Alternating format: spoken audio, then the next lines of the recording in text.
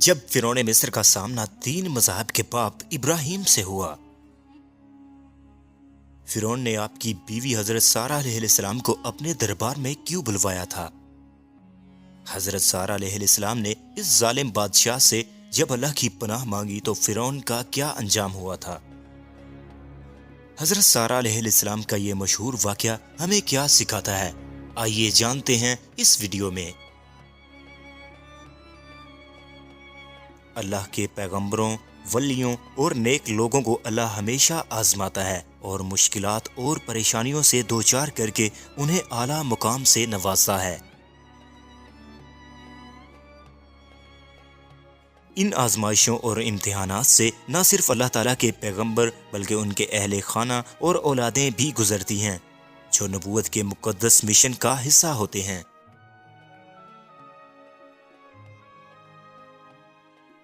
ایسی ہی ایک آزمائش اور امتحان بھرا ایک مشہور واقعہ حضرت ابراہیم علیہ السلام کی بیوی حضرت سارہ علیہ السلام کا ہے۔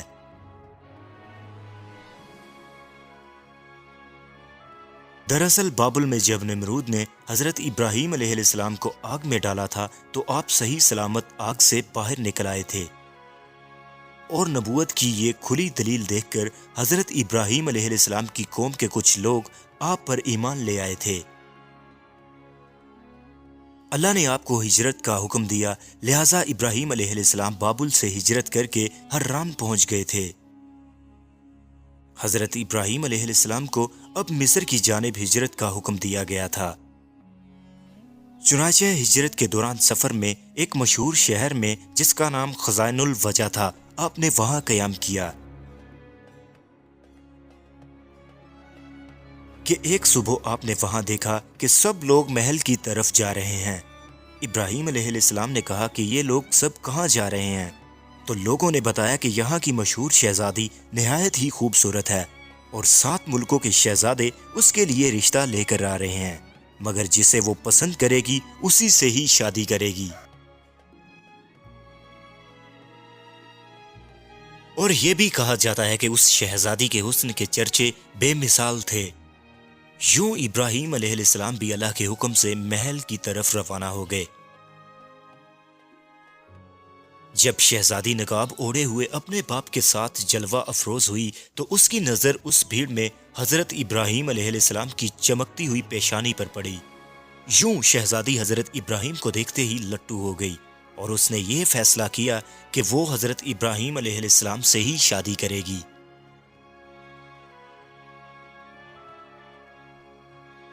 وہ شہزادی کوئی اور نہیں بلکہ حضرت سارہ علیہ السلام تھی، لہٰذا حضرت سارہ علیہ السلام کا نکاح حضرت ابراہیم علیہ السلام سے ہو گیا۔ شادی کے بعد بادشاہ نے بے انتہا جانور، دھن دولت اپنی بیٹی کو دے کر رخصت کیا۔ پھر حضرت ابراہیم علیہ السلام اپنی بیوی حضرت سارہ علیہ السلام کو لے کر مصر کی جانب روانہ ہو گئے۔ مصر میں اس وقت قبطیوں کی حکومت تھی اور قبطیوں کے اس بادشاہ کو فرعون کہا جاتا تھا۔ اس وقت عمر بن امرتی القیس وہاں کا بادشاہ فرعون تھا، جو نہایت ہی عیاش پرست، ظالم اور جابر شخص تھا۔ کسی نے بادشاہ کو یہ بتا دیا کہ ہمارے شہر میں ایک وفد آ رہا ہے جس کے ساتھ ایک حسین و جمیل اور خوبصورت شہزادی ہے۔ تو کچھ اس طرح فرعون نے پہلے سے ہی ایک فوجی دستے کو یہ حکم دیا کہ جیسے ہی یہ وفد مصر کی سرحد پر پہنچے تو ان کو میرے پاس لے کر آؤ۔ تو جیسے ہی ابراہیم علیہ السلام اور آپ کی بیوی اور اہل خانہ مصر میں داخل ہوئے تو فرعون کے فوجیوں نے ان کو گرفتار کر لیا اور اس طرح انہیں محل کے سب سے قیمتی اور خوبصورت کمرے میں ٹھہرایا گیا۔ بادشاہ پہلے ہی حضرت سارہ علیہ السلام کے حسن کے بارے میں آگاہ ہو چکا تھا، تو اس کی نیت پہلے سے ہی بہت زیادہ خراب تھی۔ اب اس کا ارادہ اور زیادہ برا ہو گیا تھا۔ بادشاہ نے حکم دیا کہ اس عورت کو شاہی لباس پہنا کر میرے سامنے لایا جائے۔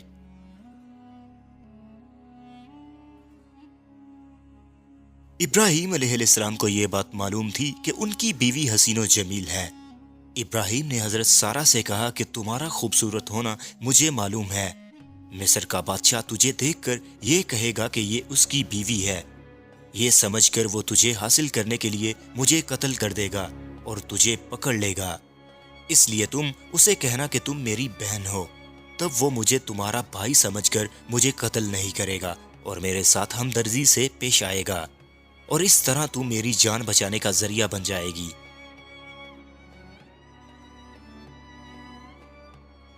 حضرت سارہ علیہ السلام نہ صرف حسین و جمیل خاتون تھیں بلکہ آپ شرم و حیا کی پیکر بھی تھیں، اور دل میں ایمان کوٹ کوٹ کر بھرا ہوا تھا۔ چنانچہ سارہ علیہ السلام بادشاہ کی طلب کرنے پر اس کے دربار میں تشریف لے گئیں۔ بادشاہ نے جب انہیں دیکھا تو خود پر قابو نہ رکھ سکا اور برے ارادے سے انہیں پکڑنے کی غرض سے آگے بڑھا۔ یوں حضرت سارہ علیہ السلام نے اس وقت اللہ کو پکارا، لہٰذا جیسے ہی فرعون آگے بڑھا اس کے قدم زمین میں دھنس گئے۔ یوں بادشاہ بدحواس ہو گیا اور جلدی سے بولا، تم میرے لیے اپنے خدا سے دعا کرو، میں تمہیں کوئی تکلیف نہیں پہنچاؤں گا۔ چنانچہ حضرت سارہ علیہ السلام نے دعا فرمائی کہ اے اللہ، اگر یہ مر گیا تو کہا جائے گا کہ میں نے اسے قتل کیا ہے، تو اے اللہ تو اسے آزاد کر دے۔ یوں اس دعا کے بعد اللہ تعالیٰ نے فرعون کو آزاد کر دیا، مگر جیسے ہی زمین نے اسے چھوڑا تو وہ دوبارہ حضرت سارہ علیہ السلام کی طرف بڑھنے لگا۔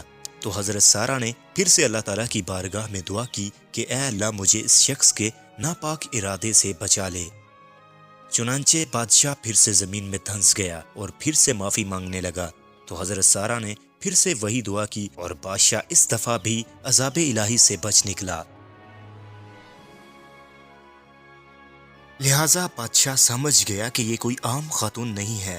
یوں اس نے توبہ کر لی اور حضرت سارہ علیہ السلام کو عزت و احترام سے رخصت کر دیا، یہاں تک کہ ایک خادمہ جس کا نام ہاجرہ تھا اسے بھی حضرت سارہ علیہ السلام کو پیش کیا۔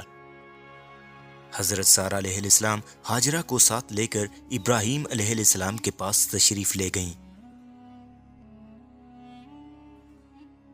تو کیا دیکھا کہ آپ علیہ السلام نماز میں مصروف ہیں۔ نماز سے فارغ ہو کر آپ علیہ السلام نے بیوی سے سوال کیا کہ کیا ہوا۔ سارہ علیہ السلام نے آپ کو جواب دیا کہ اللہ نے کافر کے مکر کو رد کر دیا اور فاجر کی برائی کو اس کے سینے میں دفن کر دیا۔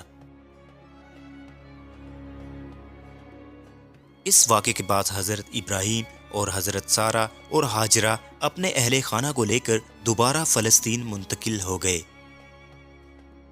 روایت یہ ہے کہ ایک لمبا عرصہ گزرنے کے بعد جب 85 برس کی عمر میں حضرت ابراہیم علیہ السلام کے ہاں بیوی سارہ علیہ السلام سے کوئی اولاد نہ ہوئی تو حضرت سارہ علیہ السلام نے خود ابراہیم علیہ السلام سے کہا کہ آپ ہاجرہ سے شادی کر لیں کہ شاید اللہ تعالیٰ انہی کے ذریعہ اولاد عطا فرما دے۔ چنانچہ ایسا ہی ہوا اور نکاح کے بعد حضرت ہاجرہ حاملہ ہو گئیں اور پھر یوں حضرت اسماعیل علیہ السلام کی پیدائش ہوئی۔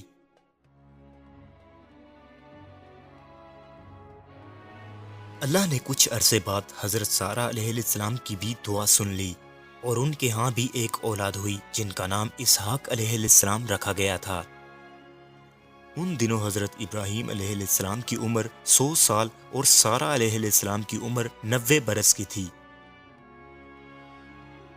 یوں بعد میں حضرت ابراہیم نے ہاجرہ اور بیٹے اسماعیل کو مکہ مکرمہ منتقل کر دیا اور اسماعیل علیہ السلام کی نسل سے ہی عرب قبائل وجود میں آیا اور امام الانبیاء محمد صلی اللہ علیہ وسلم انہی قبیلوں میں پیدا ہوئے۔